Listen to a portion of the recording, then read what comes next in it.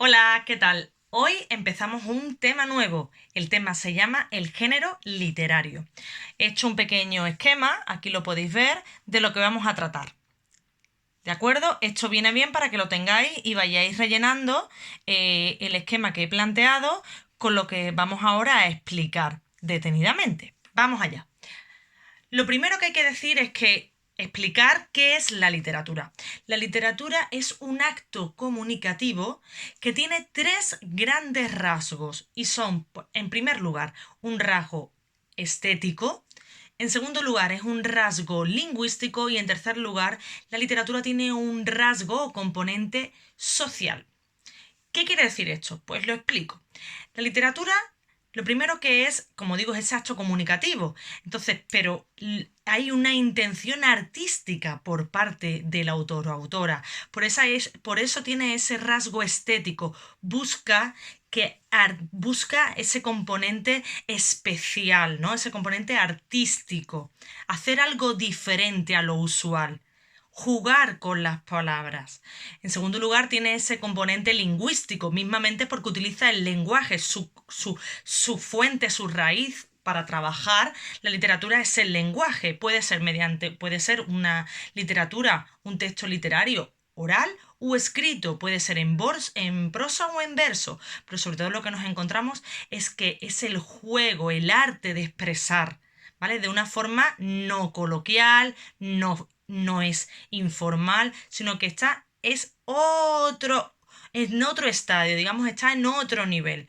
Busca ese arte, ese embellecimiento de las palabras. Y en tercer lugar es ese componente, ¿no? Ese rasgo social. ¿Y por qué? Porque la literatura lo que hace es expresarnos también ese momento histórico en el que se encuentra, en el que está escrito. Y es que no puede desligarse la literatura a su tiempo. Para nada tiene que ver la literatura, por ejemplo, medieval, de la Edad Media, en los siglos, por ejemplo, en el siglo XIII, con la literatura de hoy en día. Nada tiene que ver porque la mentalidad, la política, la sociedad, la economía es totalmente diferente, por lo tanto su literatura es diferente. Por eso tiene esos tres grandes rasgos.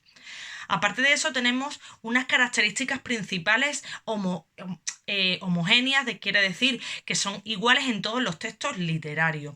Y son las siguientes. En primer lugar, la literatura busca deleitar. ¿Y qué significa deleitar? Significa conmover, hacernos sentir cosas. ¿Os acordáis cuando estábamos leyendo, por ejemplo, el libro 72 horas? Buscaba esa empatía, que sufriéramos con ese perro que había sido abandonado por sus dueños, cómo empatizábamos incluso con un animal, con esa historia, ¿no? Tan triste, nos deleitaba con cómo lo expresaba y cómo nos poníamos completamente en su piel. En segundo lugar, teníamos esta característica, la característica del entretenimiento. ¿Por qué? Porque la literatura busca hacérnoslo pasar bien. La literatura busca eso, pues nada, tener ocio, es ocio, pasarlo bien. No se dice la literatura es viajar a otros mundos. ¿Por qué? Porque mientras lees te imaginas otros lugares, te imaginas otras circunstancias, otras formas de vida, te imaginas, puede ser incluso imaginarios o reales, ¿no? Puede ser basado en algo realista, puede ser ciencia ficción. Y en tercer lugar, la característica es la reflexión.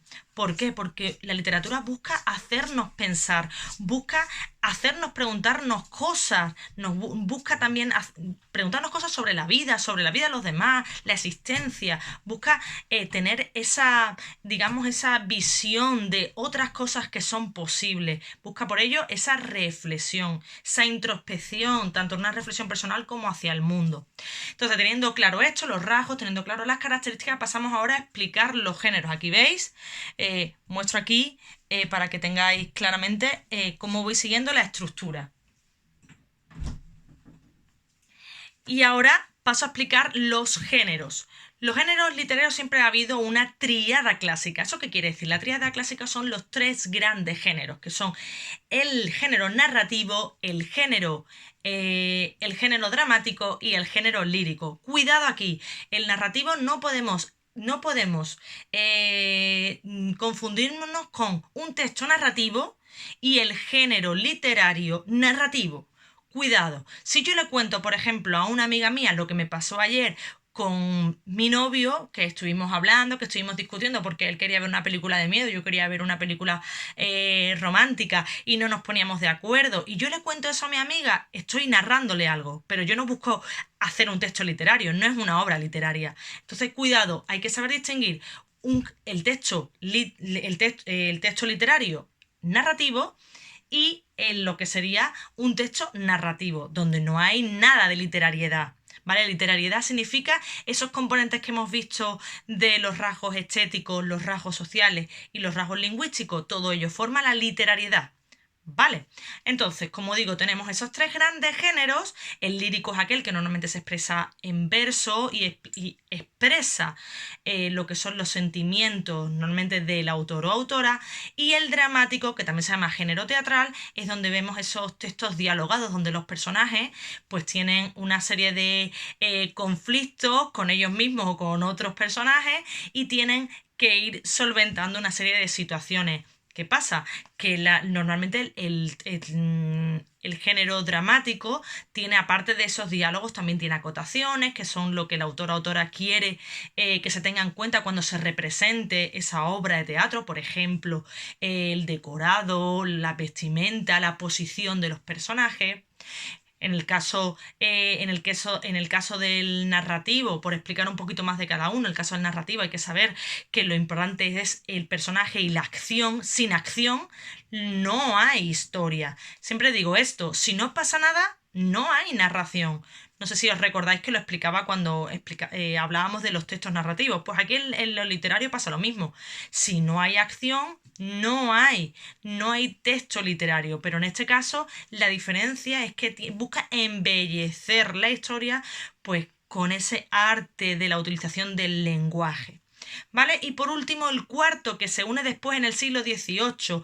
¿Por qué se une después? ¿Es que antes no había el género ensayístico? Sí, sí había, pero en el siglo XVIII es cuando se decide incorporarlo como ya asentado, como género, tal cual como se merece. ¿Vale? Entonces, había antes textos ensayísticos, por supuesto, pero no se les consideraba no se le daba tan importancia. Y luego ya en el siglo XVIII se decide que sí, que es el cuarto género y tiene la misma valía que los demás. ¿Qué es el género ensayístico? El género ensayístico es aquel el que nos explica y enseña algo. Busca, digamos, esa didáctica, busca que aprendamos algo. Por ejemplo, las fábulas pertenecen al género ensayístico porque mediante una serie de animales que tienen una serie de conflictos, que finalmente hay una enseñanza moral, nosotros aprendemos algo, razón por la que muchas veces se leen fábulas a los niños para que sepan las diferencias entre el bien y el mal. Entonces, como digo, tenemos esos cuatro grandes géneros. En cada uno de ellos habrá subgéneros. Por ejemplo, pues dentro de la lírica están los romances, ¿vale? Están diferentes tipos. Dentro, por ejemplo, del narrativo tenemos los cuentos, las novelas. Dentro del ensayístico ya he dicho, por ejemplo, he dicho el ejemplo de la fábula. Y del dramático, pues ya sabemos, las obras teatrales, cuál puede ser comedia, tragedia, ¿vale? Entonces, eso lo veremos próximamente en el siguiente vídeo, pero quiero que tengáis claro de momento qué es literatura, los rasgos, las características y por supuesto los cuatro grandes géneros. Pues nada más.